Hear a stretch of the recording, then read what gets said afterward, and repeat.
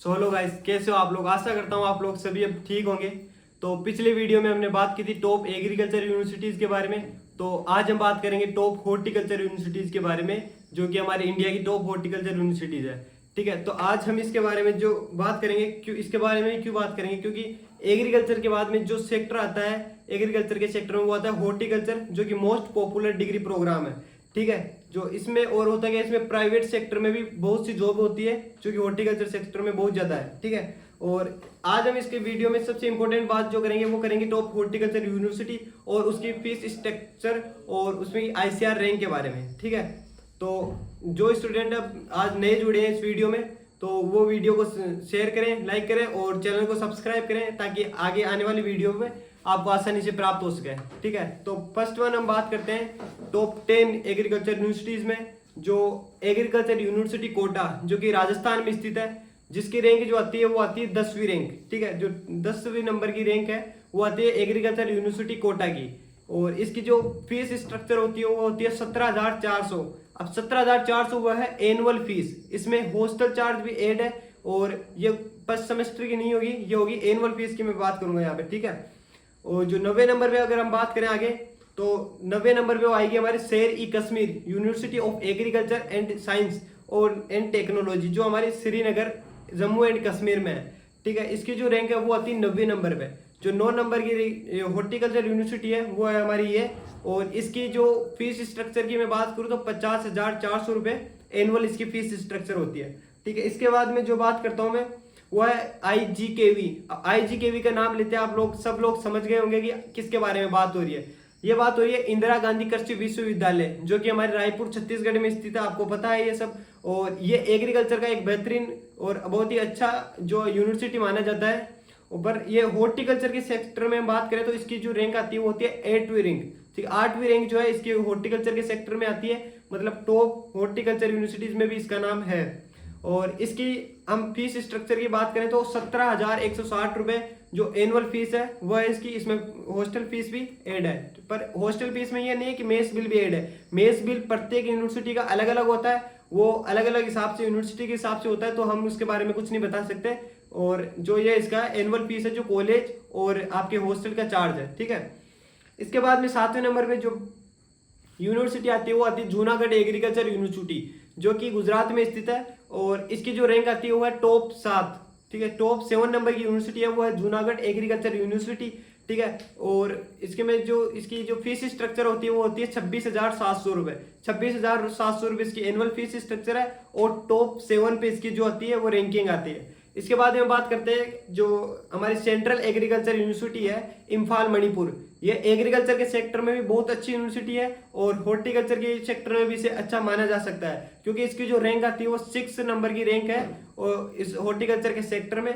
और इसकी जो फीस है, जो एनुअल फीस है वो सबसे कम है सारी यूनिवर्सिटीज में, जो हम देख सकते हैं सबसे कम हॉर्टिकल्चर की जो फीस है वो इसी में है, वो है 11,000 रुपए। ओनली 11,000 रुपए, जिसमें हॉर्टिकल्चर की जो हमारे कॉलेज की फीस और जो हॉस्टल के चार्ज है वो दोनों इंक्लूड है, और ये इसके बस मतलब 11,000 में इसका काम हो सकता है वहाँ पे। ठीक है, और बहुत ही अच्छी यूनिवर्सिटी है।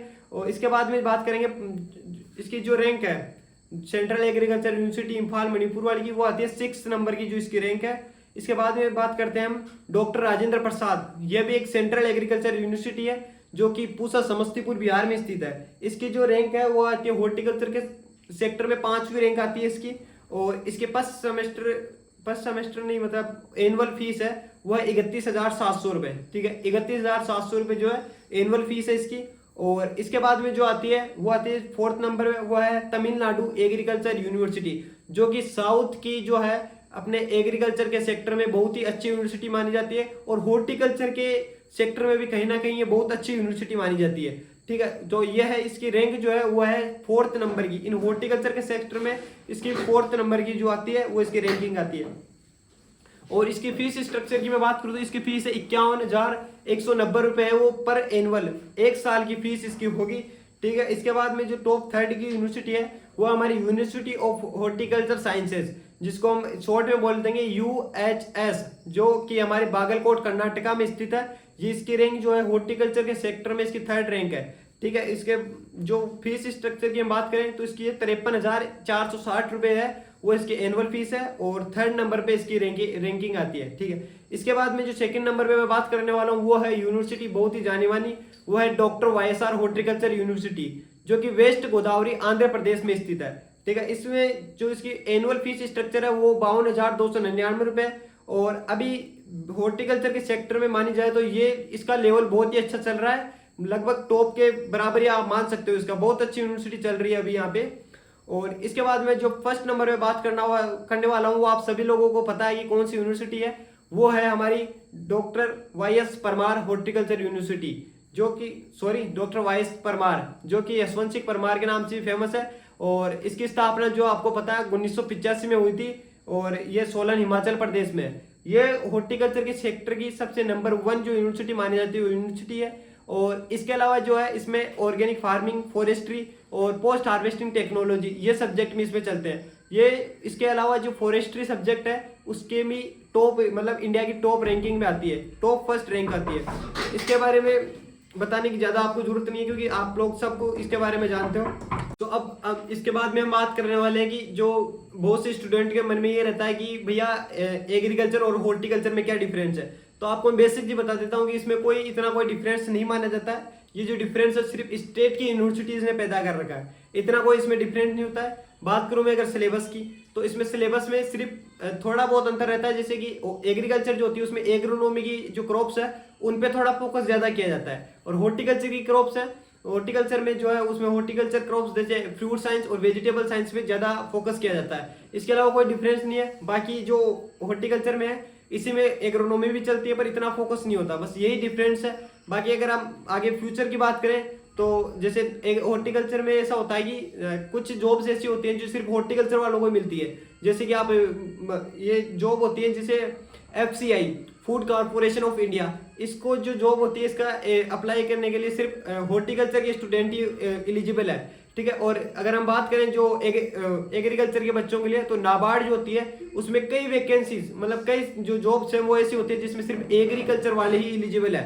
ठीक है। और इसके बाद हम बात करें, अगर हम बात करूँ कि फ्यूचर में किसका स्कोप ज्यादा रहेगा, तो स्कोप की मैं बात करूँ तो जो आपको पता है, जैसे सीधी सी बात है कि जो हमारी जो सीरियल क्रॉप्स है, अनाज वाली क्रॉप्स है, उनका जो प्रोडक्शन होता है वो कम होता है। ठीक है। इसकी तुलना में जो हमारी फ्रूट साइंस है और जो वेजिटेबल है इनकी तुलना में उनका प्रोडक्शन और अर्निंग कम होती है। तो सीधी सी बात है कि आपको अर्निंग ज्यादा किससे होगी, हॉर्टिकल्चर से होगी। तो हॉर्टिकल्चर के सेक्टर में आगे बहुत ज्यादा स्कोप है, ये मैं कह रहा हूँ। और इसके अंदर जो है प्राइवेट में भी बहुत ज्यादा स्कोप है, पर मैं ये नहीं कह रहा कि आपको हॉर्टिकल्चर सेक्टर में जाना चाहिए। आपका मन आप एग्रीकल्चर में जाइए, आपका मन आप हॉर्टिकल्चर में चाहिए, आपके अनुसार आप जाइए। पर मेरा एक बार बताने का हुआ था तो मैंने बताया, और वीडियो आपको अच्छा लगा तो वीडियो को लाइक कीजिए और सब्सक्राइब कीजिए, और चैनल को सब्सक्राइब तो करना ही है आपको, और बेल आइकन की घंटी को प्रेस करना मत भूलिए, क्योंकि उससे आपको नया वीडियो जो भी मैं डालूंगा उसको आपके पास जल्दी से जल्दी आएगा, आप वॉच करोगे और अपने फ्यूचर को ग्रो करोगे। Thank you.